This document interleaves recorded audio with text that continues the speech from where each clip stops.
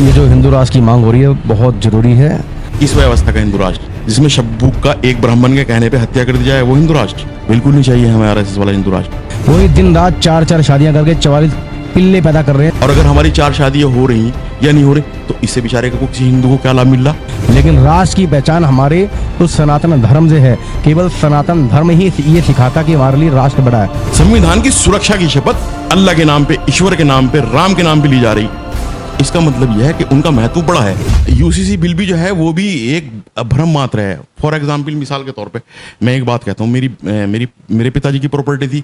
मैं अपने पिताजी की प्रॉपर्टी जो है उसमें मेरी बहन का भी हिस्सा है, मेरे और बाकी जो है 3 भाइयों का भी हिस्सा है।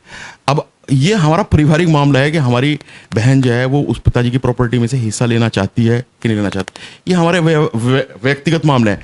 4 शादी इशू है तो बताओ कितनी मुसलमानों की 4 शादी हुई। बताओ, आप परसेंटेज बता दो कितनी मुसलमानों की 4 शादी हुई। और अगर हमारी 4 शादियां हो रही या नहीं हो रही तो इससे बेचारे को किसी हिंदू को क्या लाभ मिल रहा। इससे कोई हिंदू की नौकरी लग रही है, नौकरी हट रही। यूसीसी जो है, यूसीसी लगने से तो फायदा है। अगर कोई जो है दलित, आपसे पहले दलित अगर कोई आज तक जो है ये यूसीसी जब नहीं है, आज कोई दलित मुसलमान होता है तो आरक्षण खत्म, क्योंकि इस्लाम में जो है वो दलित नहीं है, कोई बराबरी का स्थान है। तो अगर कानून बनेगा, यूसीसी बनेगी तो दलित मुसलमान होगा तो उसको आरक्षण जुगतू रहेगा। हमें तो ये तो सिर्फ भ्रम की स्थिति। हमारे ऐसा नहीं है कि कांग्रेस पार्टी ने मुसलमानों को नुकसान नहीं दिया। एक लंबे समय तक कांग्रेस पार्टी ने मुसलमानों का उत्पीड़न किया और सच्चर कमेटी जो है वो इस चीज का उदाहरण है कि सच्चर कमेटी की रिपोर्ट पेश हुई तो उसके अंदर था कि मुसलमान का जीवन यापन जो है वो दलितों से भी नीचे है। तो कांग्रेस की वो रिपोर्ट इस चीज के लिए रिपोर्ट थी कि जो हमने पिछले 50 सालों के अंदर काम किया मुसलमानों पे, मुसलमानों को खत्म करने का, वो काम कामयाब रहा है नहीं रहा। ऐसा नहीं कि कांग्रेस ने बुरा काम नहीं किया मुसलमानों के लिए। मुसलमानों को कांग्रेस ने सबसे ज्यादा तहस नहस किया। लेकिन चक्कर क्या है कि मुसलमान 50,000 से भी ज्यादा, 1 लाख से भी ज्यादा, 36,000 से भी ज्यादा दंगे कांग्रेस की सरकार में हुए। और इस सरकार के अंदर भारतीय जनता पार्टी के सिर्फ 5 आदमी मारे गए। लेकिन दिक्कत क्या कि मेंटली टॉर्चर करती है भारतीय जनता पार्टी, आरएसएस मुसलमानों को सामने रख के दलित और पिछड़े का नुकसान करना चाहती है। मुसलमान सिर्फ सामने हैं। मुलायम सिंह यादव को मुल्ला मुलायम सिंह बना देंगे, लालू यादव को मुसलमान बना देंगे। वर्णवादी लोग हैं तरीके से। आरएसएस भारतीय जनता पार्टी से विशेष वर्ग जो दलित है, बैकवर्ड है, उनको नुकसान पहुंचा रही मुसलमान को सामने रख के। फर्क सिर्फ यह है कांग्रेस में और भारतीय जनता पार्टी में। भारतीय जनता पार्टी ने भारतीय जनता पार्टी से भी ज्यादा कांग्रेस ने मुसलमानों को नुकसान पहुंचाया। आप देख लो हिस्ट्री उठा के, पश्चिम बंगाल का दंगा देख लो, आप मलियाना कांड देख लो, आप अलीगढ़ के अंदर का दंगा देख लो, आप जो है भावलपुर का दंगा देख लो। मुसलमान के कारोबार जहां जहां अच्छे थे वहां सब जगह कांग्रेस ने लड़ाई कराई, सब जगह कांग्रेस को परेशान किया और कांग्रेस को उसका खमियाजा लंबे टाइम तक भुगतना भी पड़ा। लेकिन ये माइंडली टॉर्चर करते हैं, ये दिमागी टॉर्चर करते हैं। यूसीसी ले आएंगे, फला काम कर देंगे, फला काम कर देंगे। उससे जो शरीफ आदमी है, जो बेचारा कमजोर मुसलमान है, वो माइंडली डिस्टर्ब होता है। तो मेरा कहना सिर्फ यह है कि हम कांग्रेस की तरफ को इंडिया के गठबंधन के माध्यम से, जो कांग्रेस की बात कर रहा है इंडिया गठबंधन के माध्यम से, वो इसलिए कर रहा है कि वो धूप ही अच्छी थी इच्छाओं गनेरी से। वो जिस्म जलाती थी, ये रूह जलाती है। भारतीय जनता पार्टी और कांग्रेस को बहुत दिनों तक कांग्रेस को भी बहुत दिनों तक आरएसएस चलाती रही। तो कांग्रेस को जो हम आज चाह रहे हैं वो इसलिए चाह रहे हैं क्योंकि दिमागी तौर पे नुकसान कर रही भारतीय जनता पार्टी मुसलमानों का। लेकिन फाइनेंशियली और मतलब इल्म के तौर पे, नौकरियों के तौर पे जो नुकसान कर रही वो कर रही बैकवर्ड का, दलित का। हम तभी भी पेंचर जोड़ रहे थे जब कांग्रेस की सरकार थी, आज भी पेंचर जोड़ रहे हैं। 50 साल से ज्यादा कांग्रेस की सरकार रही तभी भी हमने पेंचर जोड़े, आज भी हम पेंचर जोड़ रहे हैं। जब भी संतरा बेच रहे थे, आज भी संतरा बेच रहे हैं। लेकिन नुकसान कर, तभी भी नौकरियों का सवाल हमारे सामने नहीं था, आज भी नौकरियों का सवाल हमारे सामने नहीं है। सिर्फ मुसलमान सुकून से रहना चाहता है इस देश के अंदर, तो उसके माइंड को डिस्टर्ब करती है भारतीय जनता पार्टी। और कांग्रेस ने मुसलमानों को फाइनेंशियली डिस्टर्ब किया, जानी डिस्टर्ब किया, हजारों की तादाद में मुसलमान मार दिए। लेकिन सिर्फ मुसलमान आज की तारीख में भारतीय जनता पार्टी से बेहतर कांग्रेस को इसलिए समझता है, जो मैंने आपको शेर बताया। कांग्रेस बाहर से नुकसान देती थी, ये मेंटली नुकसान देती है, तो कहना क्या चाहते हैं आप? हितैषी कौन सी पार्टी है फिर पूरे भारत में, ये बताएं। देखिएगा, जो भारतीय जनता पार्टी हो या कांग्रेस हो, जिसका भी बैकग्राउंड के अंदर आरएसएस रहेगी, वो वर्ण व्यवस्था को, मनुवादी विचारधारा को लागू करने वाली पार्टी है। वो मुसलमानों को आगे रख के, मुसलमानों को का नुकसान दिखा के, मुसलमानों का डर दिखा के, मुसलमानों को भय दिखा के दलित और पिछड़े का नुकसान करती रहेगी। क्योंकि ये जो है आबादी, सवाल है कि मुसलमान जाए तो जाए कहाँ? हितैषी पार्टी कौन सी है ये बताएं। मुसलमान को तो, मुसलमान की अपने हित की लड़ाई कहाँ है? मुसलमान तो दलितों के हित की लड़ाई लड़ रहा, मुसलमान तो पिछड़े के हित की लड़ाई लड़ रहा। हमारे हित की लड़ाई है कहाँ? हमारे हित की क्या लड़ाई है? चुनाव में जबरदस्ती हरा दिया, अगला चुनाव लड़ लेंगे, न्यायालय में चले गए। हमारे हित की लड़ाई कहाँ है? हमारी कौन सी नौकरी की बात हो रही? हमारी नौकरियों की बात हो रही? मुसलमान की नौकरियों की बात करेगी या कांग्रेस आके, या इंडिया गठबंधन आके कांग्रेस मुसलमानों की नौकरी की बात करेगा? बात तो हम तो, मुसलमान तो लड़ाई ही दलित के और पिछड़े की लड़ रहा। जो पढ़ा लिखा मुसलमान है वो दलित के पिछड़े की लड़ाई लड़ रहा, उनको समझाना चाह रहा है कि तुम्हारा नुकसान कर रहा है हमें सामने रख के। भयभीत है मुसलमान हिंदुस्तान में अभी हाल में, डर रहा है? हिंदुस्तान में मुसलमान बिल्कुल न, टारगेट किया जा रहा है मुसलमान को? मुसलमान को टारगेट किया जा रहा है सिर्फ इसलिए, मैंने आपको बताया कि क्यों टारगेट किया जा रहा है। मुसलमान को टारगेट किया जा रहा है दलित को और पिछड़े को ये समझाने के लिए आप हिंदू हैं, ये मुसलमान हैं। सिर्फ ये वर्णवादी लोग हैं, पिछड़े को और दलित को वही रखना है इन्हें 3000 साल पुरानी व्यवस्था के अंदर, उसी वर्णवादी व्यवस्था के अंदर रखना है। तो इस वास्ते मुसलमानों को भय दिखा के, मुसलमानों को डर दिखा के ये बात की जा रही है। इंदिरा गांधी को मुसलमान ने नहीं मारा और महात्मा गांधी को भी मुसलमान ने नहीं मारा। और मजे की बात यह कि महात्मा गांधी को मारने वाली जो पार्टी है, जो महात्मा गांधी को मारने वाली विचारधारा है, जो महात्मा गांधी को खत्म करने वाली विचारधारा है, वो ये बात करेगी मुसलमानों से बचो। किसने? राजीव गांधी को मुसलमान ने मार दिया। बताओ आप, कब मुसलमान ने किसका जो है हिंदुस्तान को या हिंदुस्तान के स्ट्रक्चर को नुकसान पहुंचाने की कोशिश? हम लोग तो मूल निवासी लोग हैं, भारतीय लोग हैं, हमारी मादरे वतन है, मातृभूमि भारत है हमारी। हमारा इतना ही हिस्सा इस देश के अंदर जितना मोदी योगी का है, उनसे भी ज्यादा हिस्सा है हमारा इस देश के अंदर। भाई हम क्यों जो है नुकसान पहुंचाएंगे? क्यों डरते फिरेंगे किसी से? हम संघर्ष करने वाले लोग डर गए, किस चीज से डरेंगे? बिल्कुल नहीं डरता हिंदुस्तान के अंदर मुसलमान, कतई तौर पर नहीं डरता, अपने हक की लड़ाई को लड़ना जानता है। एक बयान बड़ा चर्चाओं में रहा है पहले आपका, जो है मुसलमान पहले मुसलमान है बाद में भारतीय है, क्या अभी भी आप उस बयान पे कायम है? देखिए, मेरे बड़ा चर्चाओं में रहा है उस सवाल यह था कि संविधान पहले है क्या धर्म पहले है? मेरा जवाब यह था कि संविधान को तो अभी भी 18 से 24 तक का एक सेशन विशेष बुला के पता नहीं कितनी संविधान के अंदर बदलाव करेंगे, लेकिन धर्म हमारी आस्थाओं से जुड़ा हुआ मामला है। कोई सनातन धर्मी है, कोई सिख है, कोई ईसाई है, कोई जैनी है, कोई बुद्धिस्ट है, कोई मुसलमान है, उसके लिए उसका धर्म पहले है। बहुत सारे बुद्धिस्ट इंडिया के अंदर नहीं रह रहे, लेकिन वो बुद्धिस्ट हैं। बहुत सारे बुद्धिस्ट इंडिया से पलायन कर गए। बहुत सारे बुद्धिस्टों को जो है एक पूरी श्रृंखला ने, ब्राह्मणिज्म ने पीयूषा मित्र के टाइम में खत्म कर दिया, जेनोसाइड किया सबसे बड़ा दुनिया के अंदर बुद्धिस्टों का। देश छोड़ के बहुत सारे लोग चले गए, तो वो भारतीय बने नहीं रहे लेकिन बुद्धिस्ट रहे। तो मेरा इस मुसलमान रहना न रहना भारतीय या संविधान में विश्वास रखने से अलग चीज है।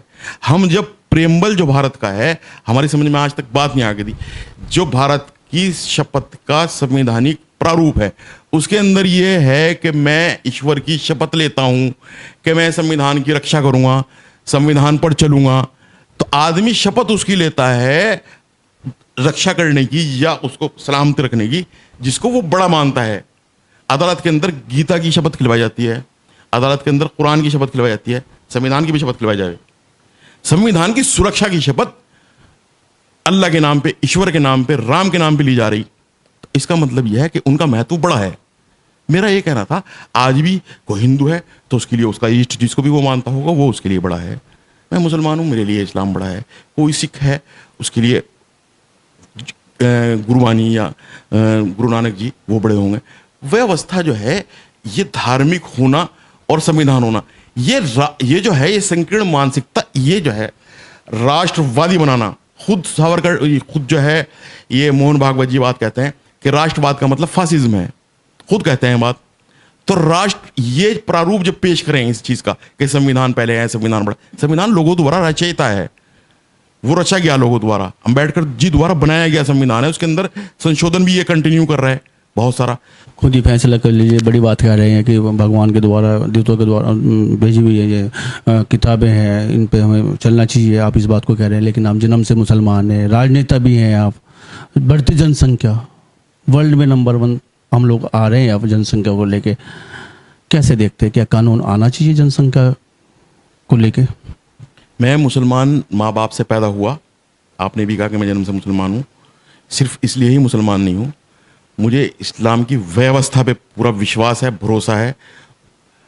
जो खुदा ने किताब भेजी नबी करीम पे, रसूलुल्लाह सल्लल्लाहु अलैहि वसल्लम पे, आसमानी किताब, उस पर पूरा भरोसा है। सोच समझ कर मुसलमान हूँ मैं, इसलिए मुसलमान नहीं कि मेरे माता पिता मुसलमान थे। और भारत का मुसलमान 99% इसलिए मुसलमान नहीं है कि वो सऊदी अरब से चल के आ गया होगा, वो मंगोलिया से चल के आ गया होगा, वो अफगानिस्तान से चल के आ गया होगा। वो इसलिए मुसलमान है कि वो उसने इस्लामिक रेवोल्यूशन के अंदर इस्लाम को बहुत करीब से देखा और उसकी इच्छा थी ये कि हम भी आसमान की जो भगवान की भेजी हुई, जो ईश्वर की भेजी हुई किताब है उसको पढ़ें। ब्राह्मण हमें वो किताबें पढ़ने नहीं दे रहे थे, हमें वेद नहीं पढ़ने दे रहे थे, वेद सुनने नहीं दे रहे थे, मंदिर में जाने नहीं दे रहे थे। उसके बाद गौतम बुद्ध आए 2600 साल पहले, उन्होंने कहा नहीं सब बराबर हैं। लोगों ने बौद्धिज्म को अपनाया, जैनिज्म आया, लोगों ने जैनिज्म को अपनाया, फिर हिंदुस्तान के अंदर इस्लाम आया, लोगों ने इस्लाम को अपनाया। हमें अपने ईश्वर से, अपने खुदा से डायरेक्ट मामला रखना था, ना कि बीच में दलाल चाह रहे थे। वो ये कह रहे थे कि नहीं मनुवादी व्यवस्था है, आप लोग जो है वेद नहीं पढ़ सकते, आप वेद नहीं सुन सकते। हमें वेद पढ़नी थी, हमें सुननी थी। सूफी संतों ने आगे बाबा हजरत मोइनुद्दीन चिश्ती, हजरत ख्वाजा निजामुद्दीन, बाबा फरीदगंज शकर रहमतुल्लाह ने कहा कि नहीं ये आसमानी किताब है, तुम ये पढ़ लो, अगर तुम्हें नहीं पढ़ने दे रहा कोई दिक्कत नहीं। वेद भी आसमानी किताब है, ये भी आसमानी किताब है, आप ये पढ़ लो। आओ आप नमाज पढ़ो मेरी साथ मस्जिद में, आओ तुम जब कुरान शरीफ पढ़ लोगे तो नमाज पढ़ाई हो हमें सबको। वर्ण व्यवस्था के खिलाफ हम लोग मुसलमान हुए। हमें आसमानी किताब पढ़नी थी, हमें अपने ईश्वर के करीब जाना था, हमें अपने खुदा के करीब जाना था। जब ब्राह्मण नहीं जाना था इसलिए मुसलमान हुए। ये बात जनसंख्या की हो रही है कि जनसंख्या पे आपका जो है कैसे भी कैसे देखते हैं इसको, लागू हो जाता है तो? जनसंख्या तो देश के अंदर जो भी नीतिगत फैसला हो, अगर देश के लिए हितकारी है जनसंख्या को जो है कंट्रोल में करना, तो कभी किसी मुसलमान ने तो इसका विरोध नहीं किया कि जनसंख्या को कंट्रोल करना चाहिए। मेरे एक लड़का है, एक लड़की है। विरोध नहीं किया है। अब नई चीज आ रही है, हिंदू राष्ट्र की मांग की जा रही है, कैसे देखते हैं? हिंदू राष्ट्र किस व्यवस्था का हिंदू राष्ट्र? जिसमें शब्बूक का एक ब्राह्मण के कहने पे हत्या कर दी जाए, वो हिंदू राष्ट्र? एक दलित की हत्या इसलिए कर दी जाए कि वो वेद पढ़ रहा था, वो वेद का उच्चारण करा रहा था दलितों को, और उसकी एक ब्राह्मण के कहने पे एक 12 साल का एक बालक जो है ब्राह्मण मारा जाता है, उसके कहने पे शंभू की हत्या कर जाए, वही हिंदू राष्ट्र चाहिए क्या? कौन सा हिंदू राष्ट्र बताओ हमें, पहले उसकी परिभाषा बता दो, कौन सा हिंदू राष्ट्र जिसकी मांग की जा रही है? कौन सी की मांग की जा रही है हमें बता दो, हमें पता नहीं पता चलेगा। मावी अली साहब को अगर जो चुनाव लड़ने का मौका मिलता है लोकसभा का, क्या तैयारी है? हमें आरएसएस वाला हिंदू राष्ट्र नहीं चाहिए, बिल्कुल नहीं चाहिए हमें आरएसएस वाला हिंदू राष्ट्र। आरएसएस वाला हिंदू राष्ट्र वर्णवादी व्यवस्था वाला हिंदू राष्ट्र है। फिर हमारे पीछे जो है झाड़ बंधेंगे, फिर हमारे पेटों में मटके बंधेंगे हैं, फिर हम मरे हुए जानवरों का गोश्त खाएंगे, फिर हमें वेद नहीं सुनने दी जाएगी, कुरान नहीं सुनने जाने की, वही वाला हिंदू राष्ट्र। वो हमें आरएसएस वाला नहीं चाहिए हिंदू राष्ट्र। आपको बात करनी है, आप वेदों की करो, वेद की बात क्यों नहीं करते? आसमानी किताबें हैं वेद, तो आकाशवाणी है, उसकी बात क्यों नहीं करते? इस वाले हिंदू राष्ट्र की बात करते हो। कौन से वाले हिंदू राष्ट्र की बात कर रहे हैं आप? हमें वो वाला हिंदू राष्ट्र नहीं चाहिए। और पाबंदी वो मुसलमान के लिए होगी, सिख के लिए होगी, ईसाई, वो तो पूरे देश के लिए कानून बनेगा, कोई बनेगा। आपको चाहना है कि एक लड़का एक लड़की होना चाहिए, अब बनाओ कानून। किसने बना गया? हमारे ये इश्यूज हैं ही नहीं, हमारी ये लड़ाई है ही नहीं। सिर्फ ये बात बतानी है कि मुसलमान मना कर रहा है जी, कम मुसलमान मना कर रहा है। अरे तुम 2 बच्चे क्या है, तुम एक भी बच्चे को पाबंदी लगा दो, कौन मना कर रहा? मुसलमान कहाँ मना कर रहा है? मुसलमान तो यूसीसी पे भी नहीं बोल रहा है। कब बोल रहा है? इन्होंने टेस्ट करके देख लिया, मुसलमान बोलेगा तो हिंदुओं को ये बात कहने की, हमारे दलित भाइयों को और ओबीसी को ये बात कहने का इन्हें मौका मिले, देखो देखो हम मुसलमान को परेशान कर रहे हैं, बस आपके लिए ये बहुत है कि हम मुसलमान को परेशान कर रहे हैं, आप हमारी सरकार बनवाओ। मुसलमान यूसीसी भी परेशान नहीं है। बहुत सारी जनजातियां हैं जो यूसीसी से परेशान होंगी, सिख धर्म है जो यूसीसी से डिस्टर्ब है, सब लोग हैं। इस पर बहस होगी, चर्चा होनी चाहिए, कौन सा किस तरीके से यूसीसी लाना चाह रहा है, इसकी पार्लियामेंट में चर्चा होनी चाहिए। हमें तो कोई डिस्टर्बेंस नहीं है, ना हमें बच्चे के कम ज्यादा होने से डिस्टर्बेंस है। मुसलमान डिस्टर्ब नहीं है इस देश के अंदर, डिस्टर्ब दिखाने का प्रयास किया जा रहा है कि हम इन्हें डिस्टर्ब कर रहे हैं इसलिए हमें वोट दे दो। हमें आपको नौकरी नहीं देनी है, हमें आपको शिक्षा नहीं देनी है, हमें आपको स्वास्थ्य का ख्याल नहीं रखना है, हमें आपको बहुत अच्छी व्यवस्था नहीं देनी, हम मुसलमानों का इलाज कर रहे हैं, तुम हमें वोट दो। इलाज हमारा हो नहीं रहा, हमारा इलाज कहाँ? हमारा इलाज तो हजारों साल से इसी देश के अंदर रहता रहे। हमने इस्लाम कबूल कर लिया, कुछ लोग जो हैं बैकवर्ड शूद्र रह गए, कुछ लोग दलित रह गए। हमारी सबकी साथ समस्याएं वही हैं, चाहे वो मुसलमान हो, चाहे वो शूद्र हो, चाहे वो दलित हो। आज भी इस देश के अंदर गटर सफाई का काम जाति विशेष के नाम से किया जा रहा। बताओ आज भी करा जा रहा, नहीं करा जा रहा? 70 सालों के अंदर भी तो आज भी जाति विशेष गटर साफ करती है। तो आज भी क्यों नहीं ब्राह्मण कोई साफ कर रहा गटर? अगर बराबरी आ गई तो हम, क्योंकि हम भी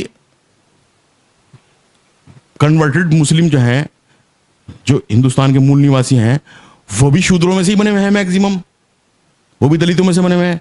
तो उनकी निगाह में सब एक हैं। उत्तर प्रदेश में अखिलेश जी की सरकार नहीं बनने देंगे क्योंकि शूद्र हैं। बिहार के अंदर नहीं बनने देंगे लालू जी की सरकार क्योंकि शूद्र हैं। हाँ, बहुत सारी जगहों पे जहां ब्राह्मण बन रहे हैं वहां से सरकारें बन गई, भाजपा पे रुकी नहीं, उड़ीसा रुकती नहीं, पश्चिम बंगाल में तो रुकती नहीं। ब्राह्मण है ना वहाँ, वर्णवादी लोग हैं, वर्ण व्यवस्था को चलाने वाले लोग हैं। आज भी ये वही सामंती सिस्टम वापसी लाना चाह रहे हैं और वही वर्ण व्यवस्था वापसी लाना चाह रहे हैं। मुसलमान क्योंकि इस दुख को झेल के इस्लाम के अंदर आया था और इसको बहुत करीब से जानता है। आज भी हम, जो हमारे भाई जो इस्लाम नहीं ला सके, जो आज भी हिंदू हैं, उनका सम्मान है, उनकी लड़ाई को बराबरी से लड़ते हैं। दलित हो चाहे वो कोई भी शूद्र हो, उनकी सबकी लड़ाई को मुसलमान मिलकर लड़ते रहेंगे, क्योंकि इस दुख से, इस विषिप्त परिस्थितियों से हम अच्छे तरीके से परिचित हैं। गठबंधन का नाम क्या बदला? देश का नाम बदल डाला, कैसे देखते हैं? अभी तक तो इनकी समझ में यही नहीं आ रहा कि क्या होना चाहिए। इंडिया था कि हिंदुस्तान था कि नहीं था, क्या होना चाहिए। नालंदा यूनिवर्सिटी जलवादी खिलजी से कह गए, बख्तियार खिलजी से कह के ब्राह्मणों ने नालंदा यूनिवर्सिटी जलवा दी ताकि इतिहास जल जाए भारत का। कलंक लगाने की प्रयास किया कि मुसलमानों ने जला दी। बख्तियार खिलजी तो एक हुक्मरान था, वो मुसलमान था ना हिंदू था। बख्तियार खिलजी या मुगलों की वजह से तो वर्ण व्यवस्था मुसलमानों के अंदर भी पैदा होने की कोशिश हुई। वो खुद वर्णवादी लोग थे, उनकी सरकारें राजपूत और ब्राह्मण चला रहे थे। तो हमारे पे जो है ये इस तरीके के लेवल लगता है, इस तरह के इल्ज़ाम लगता है। और इसी का ही है कि कड़ी इंडिया बदल दो, हिंदुस्तान बदल दो, विचार नहीं बदल सकते आप पार्टियों के, गठबंधन के विचार नहीं बदल सकते, देश के लोगों की समस्याएं नहीं बदल सकते। जो इंडिया से इसे भारत कर दो, भारत तो है ही, तो क्या ऐसे समस्याएं खत्म हो जाएंगी? जब 20 करोड़ लोग रोटी खाए बगैर सो रहे हैं, उनको रोटी मिलने लगेगी? क्या आपके मेरे बच्चों को शिक्षा मुफ्त मिलने लगेगी? क्या मेरे और आपके बच्चे मैक्स में जाके सरकारी हॉस्पिटलों के अंदर अपना इलाज करा पाएंगे? है ऐसी कोई व्यवस्था? बदल दो, इसका नाम भारत रख दो, कुछ भी रख दो। व्यवस्था के अंदर क्या चेंजिंग लेके आ रहे हैं आप बताओ। व्यवस्था में क्या चेंजिंग ले रहे हैं? गरीब आदमी को आप क्या करोगे? भगत सिंह ने कहा था कि व्यवस्था बदलनी है, हुकूमत नहीं बदलनी। 1947 में देश आज़ाद हुआ, हुकूमत बदली, व्यवस्था नहीं बदली। कांग्रेसी भी लगभग उसी पैटर्न पर काम करते रहे बहुत लंबे टाइम तक, शूद्रों के, दलितों के और मुसलमानों के खिलाफ, जिस पैटर्न पे जो है दूसरी सरकारें काम किया करें थी कांग्रेस से आज़ादी से पहले की, तो वही लड़ाना, वही सब कुछ करना। तो आप ये बताओ कि व्यवस्था क्या बदलोगे? आज नौजवान एक संगठन खड़ा हुआ है अखिलेश जी, जिसके अंदर है, जिसके अंदर राहुल गांधी हैं, प्रियंका गांधी हैं, जिसके अंदर हमारे बिहार के जो हैं तेजस्वी यादव हैं, स्टालिन है, स्टालिन के लड़के हैं। एक नया गठबंधन खड़ा हुआ है, एक नई सोच खड़ी हुई है, एक नई विचारधारा खड़ी हुई, और हमें पूरा भरोसा है कि इस विचारधारा से, इस सोच से, इस गठबंधन से देश के दलित, पिछड़ा और मुसलमानों का, अल्पसंख्यकों का फायदा होगा। गठबंधन के लोग जिस तरह से जाए, स्टालिन का भी आपने जिक्र किया, जिस तरह की जाए वो टिप्पणी कर रहे हैं सनातन को लेकर, क्या गठबंधन पे या लोकसभा पे इसका फर्क पड़ने वाला नहीं है? अभी आपने स्टालिन का नाम गठबंधन का हिस्सा बता रहे हैं आप मुझे, और सनातन पे धर्म को लेकर टिप्पणी कर रहे हैं, कैसे देखते हैं? जो सनातन पे व्यक्तिगत, मैं क्योंकि इस्लाम को मानने वाला हूँ, मुसलमान को मानने वाला हूँ, मेरे नबी ने ये बात कही कि आप किसी के मज़हब को बुरा ना कहो। कुरान ने ये बात कही, लकुम दीनुकुम वलिय दीन, आपका मज़हब आपको मुबारक, मेरा मज़हब मुझे मुबारक। तो ऐसी टिक्का टिप्पणी नहीं करनी चाहिए जो किसी की आस्था को या किसी की उपासना पद्धति को नुकसान पहुँचाती, उपासना पद्धति के मानने वालों को जो है हर्ट करती हो। हम उसके खिलाफ हैं। हाँ, हर एक को अपने अपने धार्मिक प्रचार प्रसार का जो है, देश के अंदर हर पंथ को, हर धर्म को जो है अपने प्रचार प्रसार को फैलाने का जो है पूरा अधिकार है। बाबा जी ने भी सनातन धर्म पे बहुत सारी टिक्का टिप्पणियाँ करी। डॉक्टर अंबेडकर जी ने सबसे ज़्यादा व्यवस्था पर, उपासना पद्धति पर, सनातन धर्म पर टिक्का टिप्पणियाँ करी। तो जब लोगों को ये लगा है कि शूद्रों के साथ या दलितों के साथ अत्याचार हो रहा, तो टिप्पणियाँ हुई हैं, लेकिन वो मर्यादित टिप्पणियाँ थी। और शास्त्रार्थ करने में कोई दिक्कत नहीं, बहस की जा सकती है किसी भी चीज़ पे, किसी भी इशू पे की जा सकती है, लेकिन किसी को हमारी बात ऐसी ना लग रही हो कि हम उसको बुरा कह रहे हैं। हमें हमारे समझाने का तरीका हो सकता है, वो उस तरीके से मैं सहमत नहीं हूँ कि इस तरह की बात होनी चाहिए। लेकिन वो बात जो थी उनकी, स्टालिन जी के बेटे की, वो व्यक्तिगत बात है, वो इंडिया गठबंधन की बात नहीं है। वंदे मातरम मिशन एक चिंगारी के संस्थापक विजयकांत चौहान हमारे साथ मौजूद हैं। मुद्दे काफ़ी हैं, टिप्पणी की आ रही है, इनसे बातचीत की जाएगी। विजयकांत जी, आपका न्यूज़ में स्वागत है। जय हिंद, वंदे मातरम, भारत माता की जय। लगातार मांग की जा रही है, हिंदू राष्ट्र बनना चाहिए, नहीं बनना चाहिए, कैसे देखते हैं? क्या इसके आप समर्थक हैं? लगातार ये जो हिंदू राष्ट्र की मांग हो रही है बहुत ज़रूरी है। पूरी दुनिया में अगर आज की डेट में देखा जाए जितनी अशांति फैली हुई है वो केवल और केवल सनातन धर्म की दूरी की वजह से फैली हुई है। जब तक इस धरती को आतंकवाद से मुक्त करने का एक अखंड भारत के निर्माण का प्लान नहीं किया जाएगा तब तक इस धरती पे शांति असंभव है। और पूरी दुनिया में शांति के लिए सनातन का विस्तार बहुत ज़रूरी है, अखंड भारत का निर्माण बहुत ज़रूरी है, गौ हत्या मुक्त भारत बहुत ज़रूरी है और हिंदू राष्ट्र का निर्माण अति आवश्यक, बहुत अर्जेंट होना ज़रूरी है। हिंदू राष्ट्र की मांग लगातार उठती जा रही है, हम लोग तमाम लोग इसकी मांग कर रहे हैं। लेकिन अगर हम बात करें बढ़ते जनसंख्या भी भारत की बढ़ रही है। विश्व में नंबर 1 देश हमारा अगर क्षेत्रफल के हिसाब से देखा जाए तो आज हम लोग नंबर 1 पे पहुंचे जनसंख्या को लेकर। लेकिन अगर हम बात करें बहुत सारी समस्याओं की जड़ जनसंख्या है। क्या जनसंख्या को लेकर भी कानून आना चाहिए? क्या इसका आप समर्थक करते हैं? तुरंत आना चाहिए। हिंदू राष्ट्र की मांग करने वाले लोग जनसंख्या नियंत्रण पर अपना अमल कर चुके हैं। उनके यहाँ केवल 1 या मैक्सिमम 2 ही बच्चे हैं। जो लोग भारत को खंडित करने का सपना देखते हैं वही जिहादी, मलेच, रोहिंग्या, बांग्लादेशी घुसपैठी और देशद्रोही गद्दार जयचंद मलेच वही दिन रात 4-4 शादियां करके 44 पिल्ले पैदा कर रहे हैं, 44 सूअर पैदा कर रहे हैं। उन लोगों पर बहुत कठिन और कठोर कानून बनना चाहिए, उनके ऊपर लागू होना चाहिए। जो भी 2 बच्चों से ज़्यादा कानून 2 बच्चे से ज़्यादा बच्चा पैदा करे तुरंत उसका वोटिंग का अधिकार छीन लेना चाहिए। सारी सरकारी सुविधाएं उससे छीन लेनी चाहिए। हर प्रकार की भारतीय नागरिकता से संबंधित सारी सुविधाएं से उसे वंचित कर देना चाहिए। तब जाके जनसंख्या नियंत्रण कानून ये लागू होगा और ये फिर कंट्रोल हो पाएगा।